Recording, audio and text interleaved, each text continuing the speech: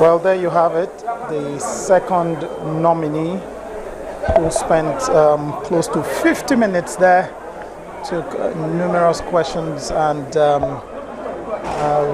spoke as eloquently as he could and tried to address all the questions that was put to him. Spent a little longer than the first nominee, and as he walks out, he hands the baton over to a former minister,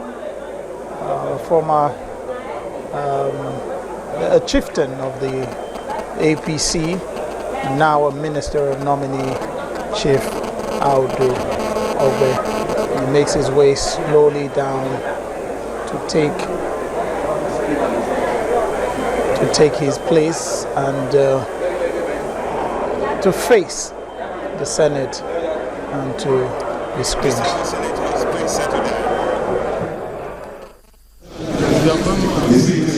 Please settle down.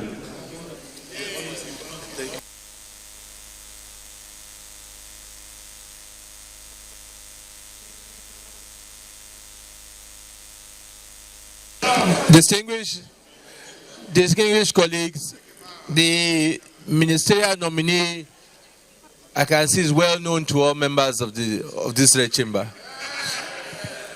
Mr. Nominee, we have received your CV. We would like you to briefly talk about yourself. If there are parts in the CV that you want to emphasize or the things that have been omitted, please say a few words on this, and after that, we'll put a few questions.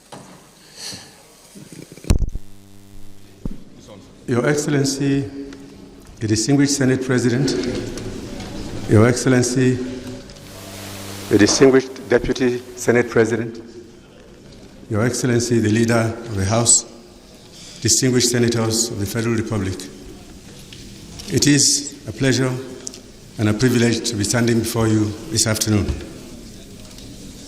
I am Audu Ogbeh,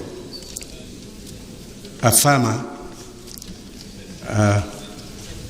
who has reacted and interacted with many of you in the past.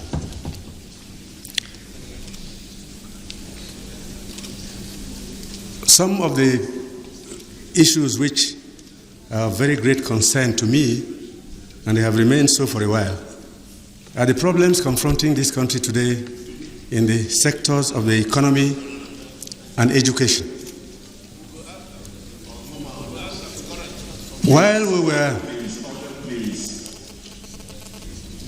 a long time ago, like 15 years ago, I had the opportunity of giving a talk to politicians in Kaduna, mostly of northern extraction. And I had reason to warn that we were going to witness violence on a scale not yet known in our recent history. I said that violence was going to be caused by declining economic fortunes, alienation of the youth, and the hopelessness of the younger generation. As a result, people felt that maybe I wasn't right, but Boko Haram followed. Today, we really have to do more on the economy, deal with the issues of interest rates,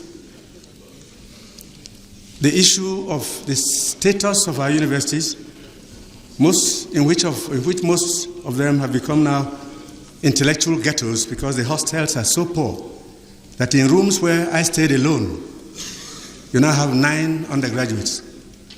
Many live across the campus and they face severe trials and so on. Since I was last in government, I have been practicing agriculture. I've gone around many parts of the world to see what they do and what we do and where they succeed and where we fail. And I think it's time for us, now that oil and gas are no longer able to sustain this economy, to create jobs and sustain our people, with our population heading high up, 200 million in 5 years, and by 2050, 450 million Nigerians. We need to feed them because the stomach is the most powerful engine of anger and contentment. Distinguished Senate President, therefore, these are the issues which concern me and which I've been very worried about. And I'd like to say one thing. I have read in newspapers reactions about my candidature. I want to say to Nigerians that I'm not here because I'm looking for anything new. I'm here because the president of my country has deemed it fit to ask me to serve in his cabinet. And I assure you, I wouldn't come here if I didn't believe I could do it. I thank you very much for listening, sir.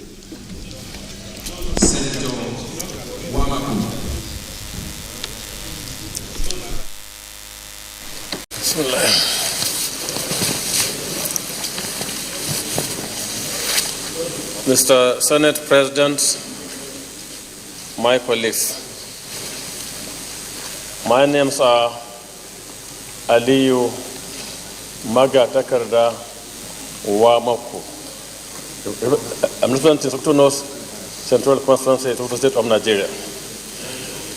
Mr. Nominee, sir, I have two questions to ask. One, you are a minister in the second... Order, gentlemen, order.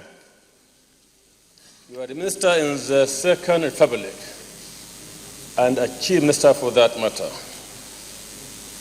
What are you going to do in 2015 as a minister to make Nigerians believe that the change they are yearning for is by the corner? Two, as an expert in agriculture, and having come from the north, which has all it takes to make agriculture the mainstay of the nation's economy, as a way of addressing extreme poverty and unemployment as well as crime in this country, what would you suggest, or what policy would you pursue in the event you are posted as a minister of agriculture in this country? Thank you, Mr. President. Let me, three questions then you have. Senator Abdullahi Adamu. Thank you.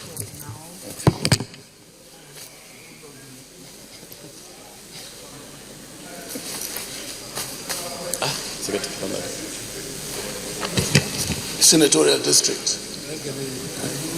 Part of my first question was addressed by the distinguished senator who asked a question before me, a question that had to do with agriculture. The only thing I want to add on to this question is, what is it, from your personal experience, what is it we are doing wrongly as a country in promoting agriculture to the next level? My second question is not so much on agriculture. It has to do with the type of education our children receive from various education institutions at the various levels in the country. Employers of labor are complaining by the day that students that we turn out from our various institutions of learning are not employable. What is behind this?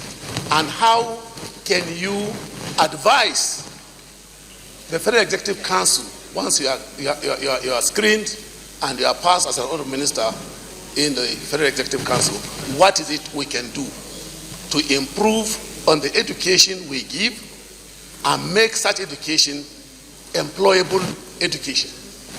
Senator Emmanuel Boucher.